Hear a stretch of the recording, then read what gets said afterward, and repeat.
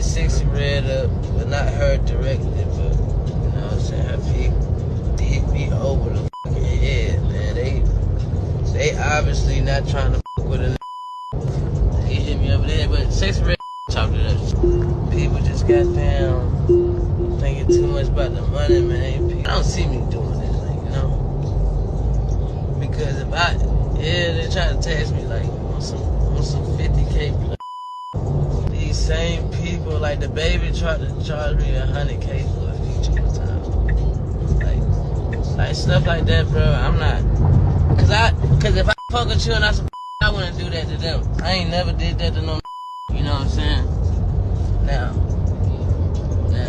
if I say, now I don't need y'all trying to flip. I don't need y'all trying to flip my words or nothing. But what I'm saying is, like, I never charge. Like, alright, for instance, right? Funny. If you needed me to come in the city somewhere, you know, I pop out every night. It ain't nothing. If you needed me to come do something for you, a host, or do something that I can do that wouldn't take, you know what I'm saying, wouldn't be nothing, I'll do that. I want to charge you for it. So we're going to break this down a few ways, and we're going to have a few points. So the first thing that I'm going to point out is relationship. I don't think that he has a relationship with DaBaby like he thinks he does, and this is not something that I know for certain, but I know DaBaby just had some shit, like an interview where he basically talked about why he cut off his whole label and the dudes that he was close to, and how he really don't fuck with niggas and antisocial. I don't pick up the phone. He had a whole interview going over stuff like that. Those are people who were actually close to him. Those are people he actually signed for.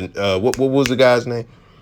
You know, you would think Stunner for Vegas was his dog, but, you know, he kind of cut off Stunner for Vegas. So, and he didn't do it because the nigga did anything wrong. He did it because, you know, he just came to the conclusion he didn't want to have a label no more. He didn't want to have no artist signed under him and shit.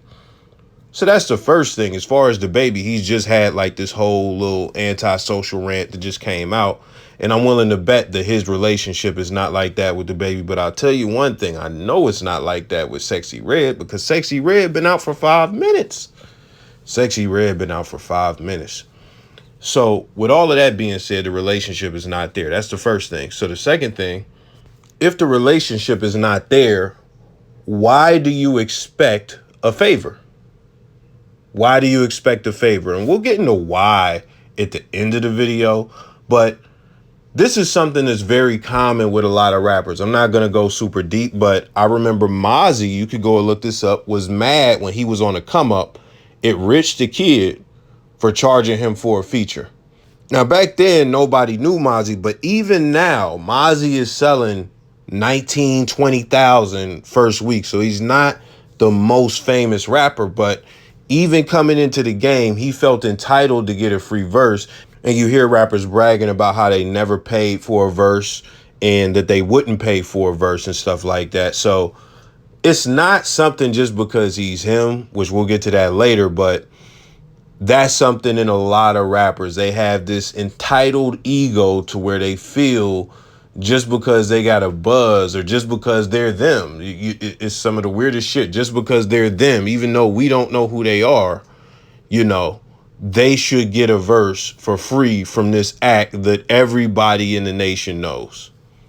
It's some of the weirdest shit. And the relationship is never there. It's never there in these situations. So that's the second thing. Now, the third thing, just because you would be willing to do stuff for free at the low value vantage point that you have for other niggas who may have even less value than you, that doesn't mean that everybody operates like you. That's just what it is. I remember back in the late 2000s, early 2010s, Plies was rapping basically about how these niggas wanted features, but they wasn't willing to pay for features and stuff like that. And he said, you know, this is supposed to be the music business. Well, nigga, is we playing friends or is we doing business? And that's what it is. When it comes to this, some people really don't have the relationship. It's fuck the relationship. Noriega, you know, and DJ Envy was actually cool. They actually came up together. They was actually making music together before Noriega got famous and shit. Super Thug popped off, and Noriega, he told this story on like Drink Champs or on the Breakfast Club or whatever. And he said it in front of Envy. He was like, Envy hit me up. And when he hit me up to do like something for a mixtape or something, I told him, man, it's going to be 50,000. And that's on the good end. And I'm sorry I got to charge you, but I got to get the getting while the getting is good. I'm not going to be hot forever. And this is the peak right now. I got to get the money while I can. And guess what? He was right. Noriega did not have a decade of hotness. He definitely had a 5-year window at best where he was hot, where he was going to be, you know, all on the charts and being able to charge that 50,000 for a feature. I guarantee you nobody was buying that $50,000 feature 10 years later in 2009. It was definitely a lower price at that point. I say all that to say these artists know exactly what it is. And they know that when it comes to this hotness shit, they have a short window and they got to capitalize where they can to get this money to put food on their plates and all of that shit. Because at the end of the day, it took them a lot of effort, especially DaBaby, to get where they are now. Like it just did. And bruh, it's really, to some extent, it is luck.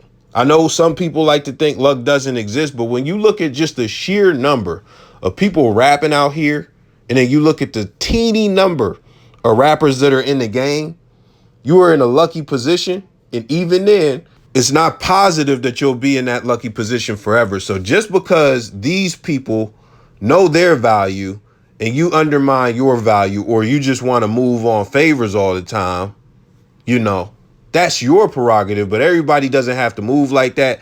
And that's the thing about this rap shit, to where, you know, as a guy that's been in it and shit like that, I really don't fuck with it from the business standpoint, because people don't do square business. You don't fuck with Gucci and go in Gucci and expect them to do a favor just because they Gucci. But guess what? I'm going to give you a parallel on some real shit. If you got a clothing line and you a nigga on some local shit, niggas is going to come to you and ask for hookups. But it make more sense for you to be like, bruh, look at all the materials I put in this, versus like, yo, like, nigga, you know how long I had to motherfucking grind to get my position in rap. People don't understand how the value works in rap. They just don't. So people just want to, you know, get free shit from top tier niggas all the time, and it just don't work like that.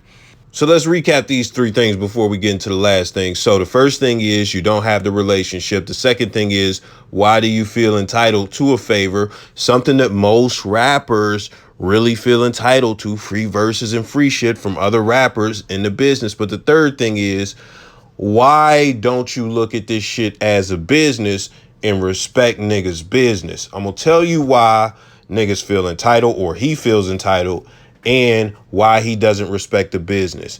It's because he's the son of a legend. It is rich kid entitlement. Now, I mentioned Mozzie has the same entitlement, but I'm going to tell you where that comes from for Mozzie and other people like Mozzie who really feel like they just deserve free features and stuff like that. It's the rapper ego. The way the rapper ego works is these niggas have a certain level of delusion. And this is just real. I'm not trying to single Mozzie out at all, but this is just real shit. This is, you can look at local rappers in your city. They definitely have this going on. They have this delusion to where, and even then, some of the top tier niggas have this too. They have this delusion to where they just think they are the hottest nigga on the planet. They in their body think they are the best rapper alive. They really think this. The evidence is not there to back it up, but they do have enough what you call it, reassurance or reaffirming. They have enough reaffirming from their fan base to where it's like they have the ego and they just think they're the hottest shit. Another person who definitely has this is Sauce Walker, because if you look how he fucked up the Drake connection, he was like, shit, it's a favor for me to be doing a feature with Drake. He should be, you know, and he was just talking a lot of shit, and that really damaged the relationship with him and Drake before it could even start. Just his arrogance, sheer arrogance. So a lot of rappers have that, and it's just from them doing this shit, getting their own confidence in themselves, but that confidence getting out of control when people reaffirm that they're nice and their music is good, and their ego just get blown out of proportion, and they just think they the hottest shit, and it's a favor to just even be in their presence. That's just how rappers operate, and that's how come they feel entitled to free features from other rappers and stuff like that. When we look at him, he don't got no motion as a rapper. He don't. Ain't nobody fucking with his shit that crazy, bro. I ain't never heard nobody, bro. I be tapped in to the underground shit, bro. He's not going like that, bro. It's not going. He is T.I.'s son. That's what we know him as. He calls all these other rappers like Young Thug, Unk, and like a few other niggas, and he just like on some big homie shit when it come to all these other rappers. I done seen it. So when you look at that dynamic, him being T.I.'s son, us knowing him for being T.I.'s son, him growing up in Atlanta as Atlanta royalty, as T.I.'s son, getting a bunch of favors all the time, when he gets told no, when he gets told you have to pay, when he gets told we have to do business and you have to check out that check because I don't know you, and that's how I deal with niggas I don't know who want to feature, I charge them.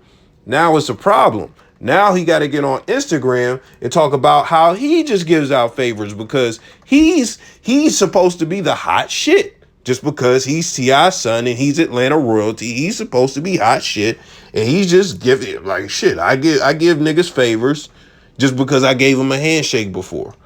The world don't work like that. Everybody don't move like that. So with that said, you know, I'm not even gonna say he need to learn some humility or nothing like that. He can keep moving how he move because at the end of the day, you know, his status might catch up to his ego. That's just what it is. I've seen it happen with somebody like Sauce Walker, just keeping it 500,000.